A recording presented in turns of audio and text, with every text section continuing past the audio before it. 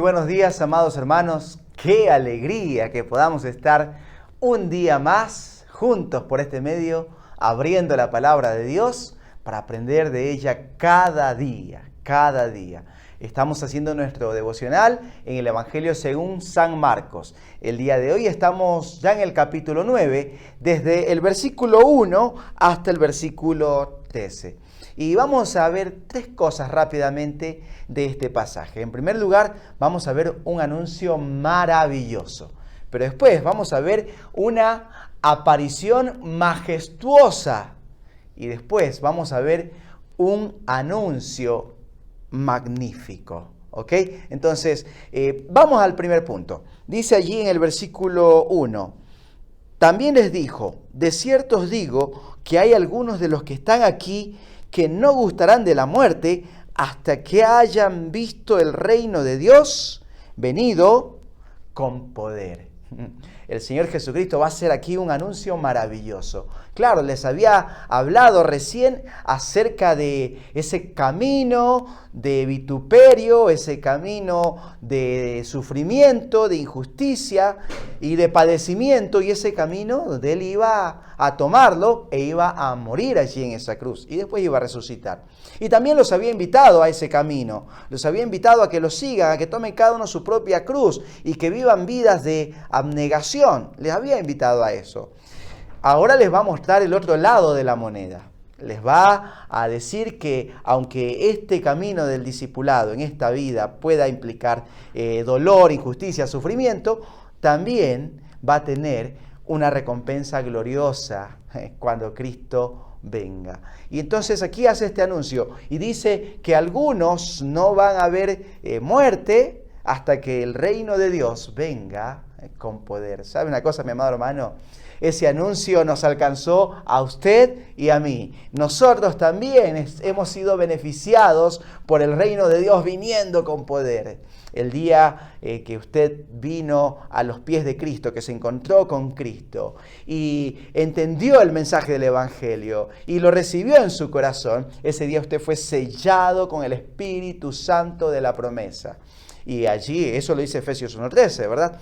Y en Hechos 1:8, el Señor Jesucristo le había dicho a sus discípulos, pero recibiréis poder cuando haya venido sobre vosotros el Espíritu Santo, y entonces me seréis testigos en Jerusalén, en toda Judea, en Samaria, y hasta lo último de la tierra. Y entonces ellos recibieron allí ese poder, y usted y yo hemos recibido el poder de Dios, y disfrutamos de su reino glorioso en nuestras vidas, y tenemos ese poder para predicar y anunciar las buenas nuevas. Después de ese anuncio maravilloso, vamos a ver una aparición asombrosa. Miren lo que dice el versículo 2. 6 días después, Jesús tomó a Pedro, a Jacobo y a Juan y los llevó aparte solos a un monte alto y se transfiguró delante de ellos. Y sus vestidos se volvieron resplandecientes, muy blancos como la nieve, tanto que ningún lavador en la tierra los puede hacer tan blancos. Y les apareció Elías con Moisés, que hablaban con Jesús. Entonces Pedro dijo a Jesús: Maestro, bueno es para nosotros que estemos aquí y hagamos 3 enramadas, uno para ti, otra para Moisés y otra para Elías, porque no sabía lo que hablaba, pues estaban espantados. Entonces vino una nube que les hizo sombra, y desde la nube una voz que decía: Este es mi Hijo amado, a él oíd. Y luego, cuando miraron, no vieron más a nadie consigo, sino a Jesús solo. 6 días después, tan solo 6 días después de este anuncio maravilloso, ahora Pedro, Juan y Jacobo, estos 3, van a ser testigos de esa aparición allí majestuosa. 3, me llama la atención que fueron 3, pero ¿sabe una cosa? Siempre para los judíos era importante dar valor a un testimonio solamente cuando hayan 2 o 3 testigos. Y acá estaban 3 testigos. Me encanta porque usted y yo somos testigos. ¿Y somos testigos de qué? De esa obra maravillosa que Cristo ha hecho en nuestras vidas. Una obra de salvación. Una obra allí donde ahora Él nos ha investido con el poder del Espíritu para ser testigos, al igual que estos 3 que fueron testigos. Qué importante. Ahora, mi amado hermano, usted no esté esperando, como muchos que están esperando, un tipo de poder allí donde comienzan a hablar cosas raras, un poder que se manifiesta en movimientos frenéticos, acelerados. No. Ese poder no. El poder que aquí está hablando es ese poder que vino en Hechos 1:8 y que usted y yo lo hemos experimentado el día de la conversión. El Espíritu Santo viniendo a nuestras vidas y capacitándonos. ¿Ok? Algo que me encanta en este pasaje es que cuando Pedro, Juan y Jacobo, estos 3 testigos, y usted y yo somos testigos, van a ver esta aparición majestuosa, hay 3 personas allí. El Señor Jesucristo, Elías y Moisés. Pero el Señor Jesucristo está en medio, en el centro, como debe de ser. Él tiene que estar siempre en el centro de nuestras vidas, nunca a un lado, nunca a un costadito, nunca en un rincón. Él tiene que estar en el centro de nuestras vidas, ser el que dirige nuestras vidas, el que manda. Él debe ser el Señor en nuestras vidas. A propósito, el día de hoy, ¿ya decidió usted que Cristo sea su Señor?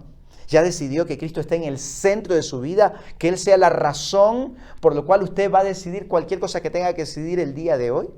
¿Por Él y para Él? Porque de Él, por Él y para Él son todas las cosas. ¿Ok, mi amado hermano? Y entonces aquí, este relato que vemos acá, después el apóstol Pedro lo va a mencionar allí en su segunda epístola, y lo va a mencionar, y él va a hacer referencia a algo que escuchó aquí en esa experiencia, en medio de esa nube. Repitamos un poquito, volvamos a leer un poquito ese versículo, al final del versículo 7. Dice, en medio de la nube estaba, ¿no? Y dice esta voz que decía: este es mi Hijo amado, a Él oíd. Este es mi Hijo amado, a Él oíd. Esa fue la orden de Dios, es la orden del Espíritu Santo, es la orden para nosotros también el día de hoy. Oíd la voz de Dios. Hay mucha gente que escucha la voz de la experiencia de uno, la experiencia de otro, ideas y filosofías por allí, pero esas voces no tenemos que escuchar. No tenemos que dar valor a las experiencias que vivamos. Sí, a la palabra de Dios, porque esa fue la orden en este momento.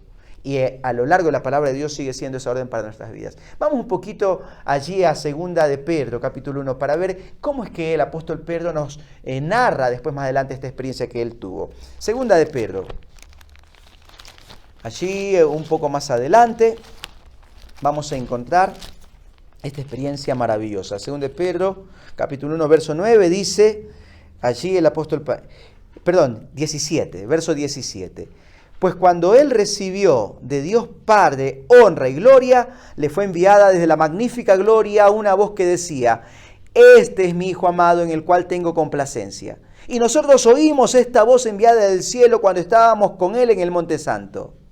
Y tenemos también la palabra profética más segura, más firme, a la cual hacéis bien en estar atentos, como una antorcha que alumbra en lugar oscuro hasta que el día esclarezca y el lucero de la mañana salga en vuestros corazones.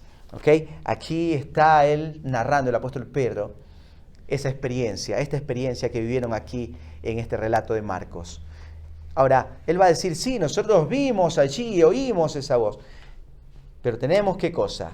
La experiencia más segura, no. La palabra profética más segura, la palabra de Dios.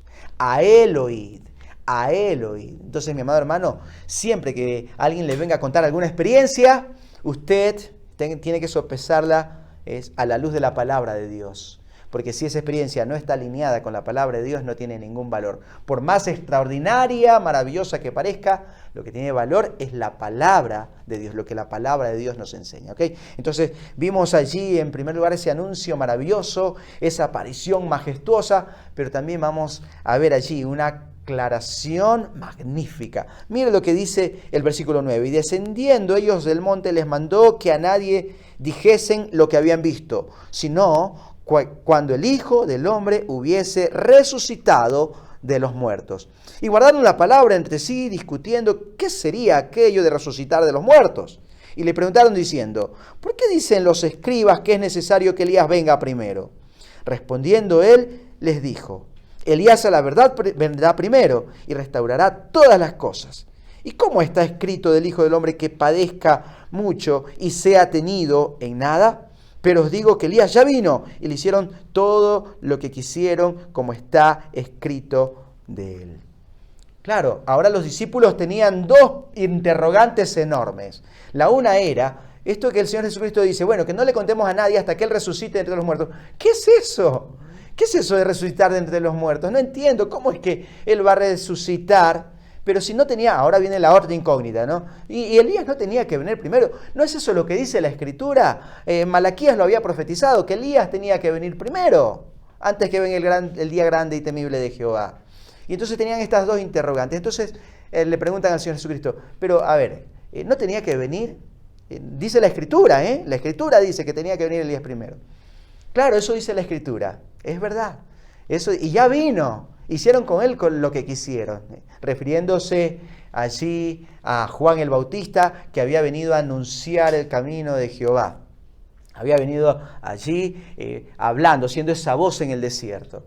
Y hicieron lo que quisieron con él. Y claro, estaba profetizado, pero también estaba profetizado ya los anuncios, o sea, los sufrimientos del Mesías. Ya estaban anunciados. Pero ellos no estaban entendiendo esto de la resurrección y pusieron atención en el Elías que había de venir, porque la Escritura lo decía, y él les va a aclarar, sí, pero la Escritura también. También dice que el Mesías iba a resucitar, iba a sufrir, iba a morir, iba a resucitar. ¿Ok? Entonces les va a aclarar este punto. ¿Sí? Así como hicieron con el que iba a venir delante, el mensajero, también iban a hacer después con el rey, ¿no? Pero mi amado hermano, en esta mañana, el Señor también quiere aclarar en tu corazón, en tu propia vida, las dudas que vos tienes. ¿Le sigo o no le sigo? ¿Le creo o no le creo? ¿Sabe una cosa? No hay ninguna razón para desconfiar de la palabra de Dios. Todo lo que ha sido escrito, ha sido profetizado y ya se ha cumplido al pie de la letra. Cristo ha prometido que va a venir y no hay por qué dudarlo. Yo espero que la palabra de Dios el día de hoy le traiga ánimo y esperanza. Mi amado hermano, le envío un fuerte abrazo. Dios me lo bendiga.